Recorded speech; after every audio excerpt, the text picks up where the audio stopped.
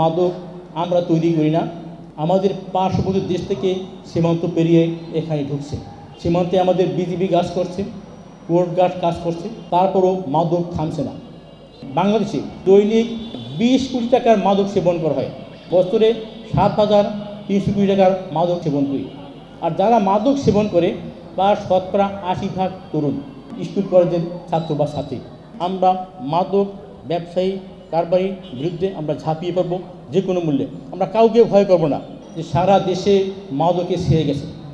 এই মাদক আমরা তৈরি করি না, আমাদের পার্শ্ববর্তী দেশ থেকে সীমান্ত পেরিয়ে এখানে ঢুকছে। সীমান্তে আমাদের বিজিবি কাজ করছে, কোর্ট গার্ড কাজ করছে, ভিতরে আমরা পুলিশ র্যাব আমরা নিরন্তর কাজ করছি, তারপরও মাদক থামছে না।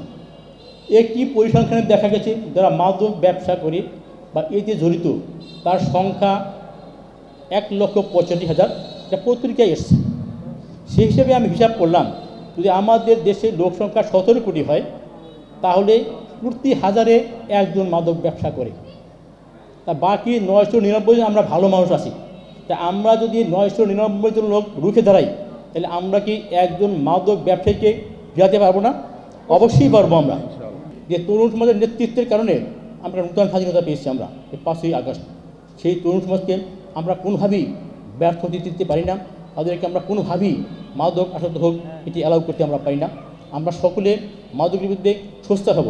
এই জন্য আমরা শুরু করে হব আমাদের পরিবার থেকে, আমাদের স্কুল থেকে, আমাদের কলেজ থেকে আমরা মাদককে না বলবো, এবং যারা মাদক ব্যবসা করে তাদের বিরুদ্ধে আমরা রুখে দাঁড়াবো। দেখাই তাদের পাবো, দেখাই তাদের বিরুদ্ধে আমরা দুর্বার আন্দোলন গড়ে তুলব। আমরা অলওয়েজ প্রস্তুত আছি।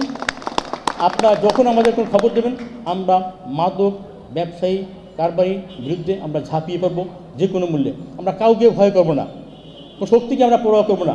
মাদক আমাদের সবচেয়ে বড় শত্রু, তাকে যে কোনো মূল্যে আমরা উৎসাহিত করব।